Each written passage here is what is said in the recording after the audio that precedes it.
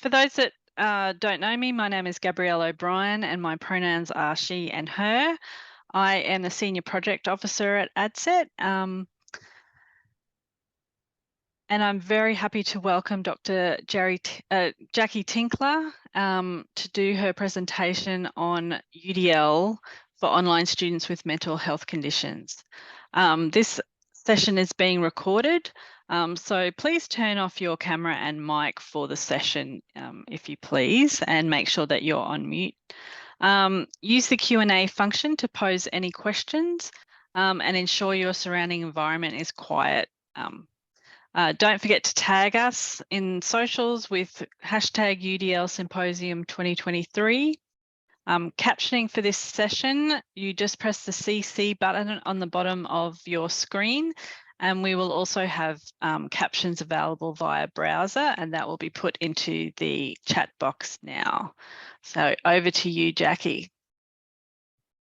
Thanks, Gabrielle. Thank you, everybody, for joining me today and listening to my presentation about some research work I've been doing on online students with mental health conditions and the way in which that has led me to UDL and the ways that I'm thinking about UDL in that space. My pronouns are she, her. I am coming to you today from Wiradjuri country, and out of my window I can't see kangaroos, but often I can if I'm sitting here this time of the day. Gab's just gone through all of that, and I've got my eye on the chat Q&A as Gab has if you need to ask me any questions. I'd like to acknowledge the traditional custodians of the Wiradjuri land that I'm on today, and acknowledge the Wiradjuri people who are the traditional owners and custodians of the unceded land on which I am coming to you from today. I'd like to pay my respect to the elders past and present of the Wiradjuri nation and extend that respect to all Indigenous Australians that are joining us today or watching the recording. That photo is of the mighty Murrumbidgee River, which is not too far from here. Today I'm going to have a look at, I'm going to give you an overview of the research project that we've been working on that looked at the way online students with mental health conditions learn and manage their condition, how learning design and teaching approaches impact on their studies, and then how the findings from that study have now influenced the way I'm thinking about using UDL to think about their learning needs, and then some of the things that we're working on moving forward as a result. So just a bit of background. This is a bit of the readings part. If you want more detail and more readings about this, please let me know. I'll put my email address at the end, and I'm happy to share those and share any of those libraries of research. So we know university students have got a much higher level of poor mental health and psychological distress than the general population. And there are some groups that are particularly affected by that, and regional rural students are one of those groups. And pre-COVID, almost 2/3 of students had high or very high levels of psychological distress. And of course, that's higher post-COVID, as we know. Stigma about mental illness is really important here, and one of the big strengths, of course, of UDL, because many students are afraid or anxious, embarrassed to disclose, and often work very hard to conceal it. And sometimes the stigma means they're not even aware they're dealing with mental illness. They just think university is hard, not realizing that it is actually way harder for them. And yes, there's a lack of research in this area about the students' mental well-being in a distance learning environment, and particularly in relation to UDL, and that's where my work's headed. That's a bit of background. The research questions we were looking at, what are their experiences? Those students with mental illnesses or mental health conditions learning online, what were they dealing with in terms of studying and their illness? And what elements of their subjects and their online subjects were helpful or not helpful to their learning? So what were the ways that we were teaching and learning on that space, how did that impact on them? From that, we're now extrapolating what a UDL approach to learning design might mean for them and how we can use that to improve their learning experience.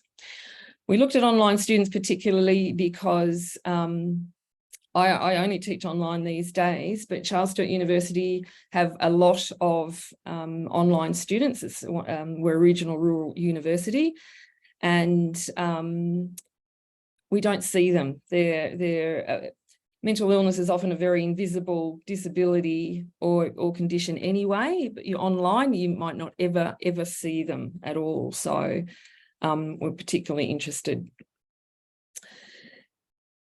The participants of the study, we had about 220, and this study was just at our university. We're looking at expanding this later. 220 participants complete the survey, and we did some interviews as well to get a little bit more depth in terms of the information. The age range, 18 to 68, the vast majority were female, which is interesting. 21% identified as LGBTQI, and 4% as Aboriginal Torres Strait Islander. And there was a mix of full-time, fully online, and mostly they were undergraduates. Range of disciplines. 88% had got treatment for mental health. In terms of the questions we asked, we said you could have a diagnosed or undiagnosed for a few reasons. But most in this had a formal diagnosis, and you need that formal diagnosis to get formal support, which is another aspect of UDL, as some of us know. And the main issues they identified were anxiety and depression. Many of them also had physical disabilities as well, and that's common. Very quickly, the method, we asked all Charles Sturt University students to participate. There was a survey and semi-structured interviews. We had some demographic questions. We also gave them the K to 10 scale, which is a measure of psychological distress. They scored very highly on that, as you kind of can imagine, given the nature of the study and who we're asking, but it was higher than we expected. There were some open-ended questions, and we had some semi-structured interviews as well to really tease out some of this stuff. We asked about their experience of living with a mental illness while they're studying. We asked them if they told anyone, particularly their lecturers, and what the reaction was from their lecturers. If they sought support, and from whom. What sort of accommodations they were given or they asked for, the difficulties and the benefits of studying online. Some students study online because it's easier, and particularly if you've got severe social anxiety, it's easier online, but not always. There's some interesting stuff around that I'll talk about shortly. What type of assessments were difficult or caused anxiety? There's probably no surprises there, you can probably guess already. And what they'd like to see improve in their subjects. What I've got here are a couple of tables that, for the captions, I'll read through the findings on these, but these are a summary of the findings in relation to what teaching and learning approaches help. Cheryl's presentation earlier did actually talk about a few of these, which was nice. So understanding and approachability, and part of that is openness, being trustworthy, and as a lecturer or an educator, not just university people, but as the teacher, educator. Understand what stigma is and why people don't look like they've got a mental illness. And there was some participants said that they were dismissed because they were happy. They were a happy achieving student, so they couldn't have depression. Some of those, and also internalized stigma, because that was quite a major thread that people had their own stigma about their own condition, and that impacted how they managed it, but how they asked for help or didn't ask for help. Be proactive and provide support information, where they can get support and how, and step that through. University websites are often really intimidating. Where do I find it? What do I click on? Some of that stuff is enormously anxiety producing in and of itself. Sometimes you can walk students through some of that stuff in a general sense at the beginning of a session. Have contact hours and have them visible, and so students can contact you when needed. It's not a hidden thing. Assume those students are capable and that they want to do well. Even if they're not doing well, it doesn't mean they don't want to do well and you don't know what they're struggling with. It's invisible often, and a student can look difficult or lazy, or they're procrastinating, which is another thing that's getting a little bit more attention in terms of neurodiversity, that procrastination tendency that ADHD folks can have. So yeah, be mindful of appearance. Of course, that's difficult online. We don't see them either. And often the really high performing students and keen students can be really struggling. So we can't assume. Have all your materials available, recordings are available, and things up early so they can read and get their head around materials before a class as well, because that can really help some of that anxiety. And be clear, consistent. The LMS that we were talking about early, have things designed well, and so you can find things clear and organised and not too much stuff. That was actually a really key finding, and of course that's something that impacts on our LMS use. Clear expectations. That clarity is important, because if you're not sure what's going on, if you're anxious about that, then you will make it more complicated, or the lecture or the assignment is more complicated than it needs to be. And not too much content. Make it achievable. They're not all HD students. Don't put everything in there. Or what I do is put it there separate. If you want to do more, it's over here, not you've got to do everything. That's overwhelming and difficult. Build in opportunities for students to work online together, and not necessarily group assignments, because they can be horrendous if you're full of anxiety, social anxiety. And make your class a welcoming space. Open the class early so people can have an informal chat, and different ways of contacting other students. That flexibility is really important, particularly for mental illness, because it's episodic. And some students, one student in our study, he was in and out of hospital, and she never knew when she was going to go to hospital, because she would have psychotic episodes. And she didn't have anyone who could ring the university and say, you know, so-and-so's in hospital.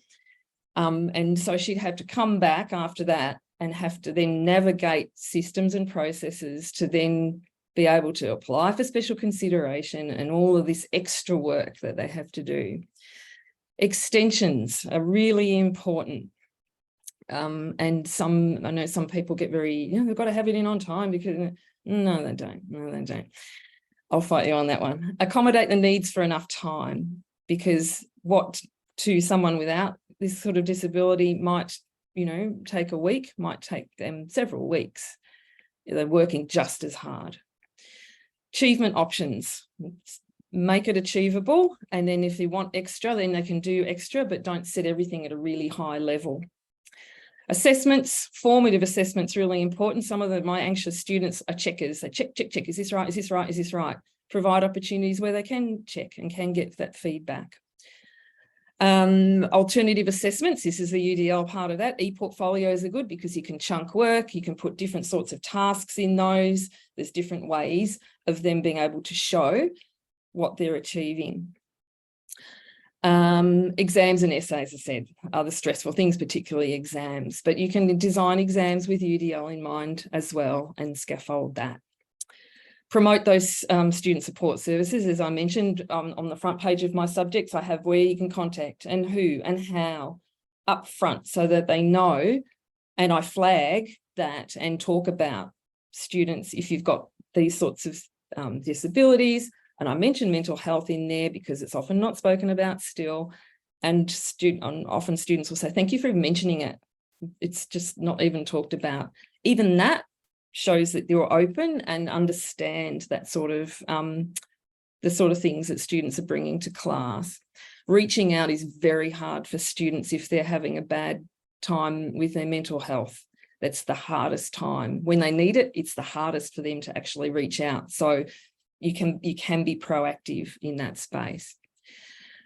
And different modes and representation. Those of you who know about UDL know about this, but if you're a beginner, it just means that you can have a range of assessment options, and even chunking, the way you arrange an assessment, you can chunk it, you can do it in bits so it's more achievable, hence things like e-portfolios. But formative assessment gives them the ability to check, and so things like AI can be useful for that, and I'll talk about that shortly in a sec. And different learning materials available. And that includes things like making sure your PDFs are accessible. Don't assume there's an average student, which is the core, I suppose, of UDL. I've had a look at the model, trying to map this against the model. And part of my work in this space is trying to interrogate this model and see how it works for mental health and cognitive disabilities in general, and that's spoken about a lot in the UDL space. Cognitive disabilities is a really broad term that includes all sorts of things, and what I've just done here with the ticks and a faint tick is where those sort of findings kind of map onto this. So I'm trying to unpack this in a little bit more, and if any of you listening are interested in that too, in this space, please flick me an email. I'd love to chat about the ways we can do this sort of work. So in terms of all of those findings and what that means for UDL, that flexibility, supportive and non-judgmental, just assume they're struggling. Don't think, oh, they're being lazy or they're not organised or whatever. Just assume they're struggling and be helpful and proactive. That collaboration and belonging is really important, and that one of the key findings of that was that students wanted to belong and feel like they're part of a class. And of course, in Australia, that University Accord is finding that belonging is really important. But they had a lot of social anxiety. They were scared to come to class sometimes, and then that's the Zoom meeting, the Zoom cameras and some of those things that we can do. They wanted to feel like they were a part of a class, but their anxiety prevented them. So if they're not showing, it's not because they don't want to be there, it's because it's a difficult space, and Zoom's got all sorts of issues there. But Cheryl talked briefly about that this morning, which was good earlier. Provide safe ways for them to ask you for help and get back to them quickly, because if there's a wait, some students said, I asked for help and they never got back to me, and so I'm not asking again, because it's a big deal to ask for help in this space because of stigma and all the rest of it and the courage that it can take. So always get back to these students. Positive, encouraging feedback, we know that, but it doesn't always happen. Avoid stressful assignments, having them all at once. Some of this is obvious, but unless you think about it and design for that, you can forget. Alternative assessments give students the confidence that they can do well in a way that works for them. Technology, Cheryl talked about that briefly, and that's where my work's going next. I'll give you a bit of an invitation for that shortly. Those recordings are important, so students can go over and over, and a few students said how valuable that was to have a recording of a lecture and materials early so they can prepare. And yep, that clarity and organisation was, again, really important. So in conclusion, what I found from all of this, and I mentioned where I'm interrogating that UDL framework in more detail about this, that cognitive impairment, but mental health in particular, and how that framework can help and what I can bring to that space and how this might look. What kind of learning approaches benefit episodic illness? Because they can be great one week and then it's in hospital the next, and they don't know, they can't plan for it or let you know ahead or contact you necessarily. Stigma is really a big problem, and we have our own stigma, even if we're trying not to have or we're aware of it. So many people still have that, and about I reckon about a third of the respondents had quite significant internal stigma. I'm not asking for help. Mental illness is not a disability. I'm fine. It's just hard. And, you know, I don't want to reach out for help because I don't want anyone to know. There's a third of the respondents felt like that. So that was an important finding. And thanks, Gab, shortly. And yeah, because they can't always access that diagnosis to get formal help, that's where UDL is really important. But that means they don't seek it, they don't get help because of that. And so you might be the only person that they're approaching. They don't have that formal support. On that my next part of this is to, now I'm looking at assistive technology and UDL and mental illness. So this is just a quick, you can flick you'll see the recording, but you can flick your phone at that and there's a link there.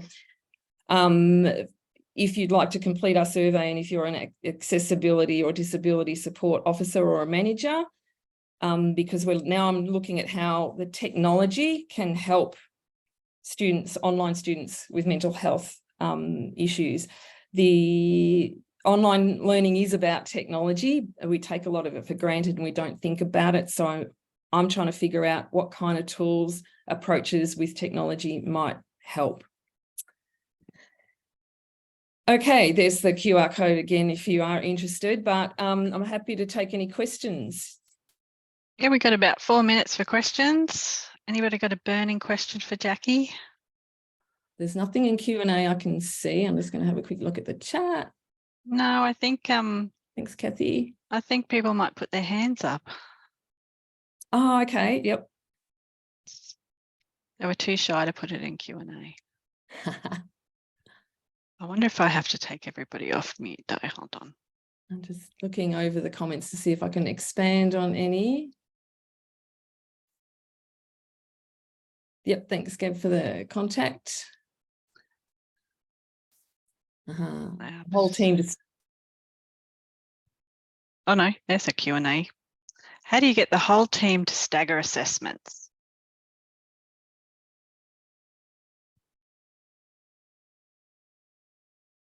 Oh, you're on mute again, Jackie, sorry. Oh, there we go. I don't know how. There you go. Yes, that's such very difficult. And I try and look at university organisations don't lend themselves to that. One of the reasons I do portfolios is I can look at students' work and in progress. It's actually good for some of that AI concerns that people have, but it means that students can get feedback along the way. And it's also designed specifically so that the tasks in that portfolio are then the assessment. So they're not doing a bunch of tasks and then a major assessment. The tasks are the assessment. So when that assessment time rocks up, it's done. And they might, if anything, they might have to do a couple of hundred words of a reflection to tie it all together. But that's why I've designed it that way, because 4 massive essays at once is difficult. And that chunking of work means that they can work on things along the way rather than have to go, oh God, now I've got to write 4 things all at once. That's how I've done it. Anonymous, if I got time to answer some questions. Yeah, go for it. Anonymous participant has got really good issue about the way we said, how about framing it as psychosocial disability? We've spent a lot of time talking about how to talk about mental illness, poor mental health, psychological distress, psychosocial disabilities, different sorts of cognitive impairments and functions. It's a really difficult space because a psychologist calls it something different, the medical profession, and if you get a formal diagnosis in order to obtain formal university support, you need a medical diagnosis. So instantly you're in mental illness territory, and that's why I've used that expression in the study. But there's a whole bunch of interesting stuff around what we call this, and that's part of stigma. When mental illness means something from I've got poor mental health from I'm a bit stressed. So how you talk about that is actually important. Mm. Uh, Well, Jackie, we don't have time for any more Yep. questions, but I did put your details in the chat so that people can contact you directly, and I encourage everybody to fill out that survey and find out more from you then. Please Thanks do. so much. Thank you. Thanks, everybody. See ya. Bye. Bye.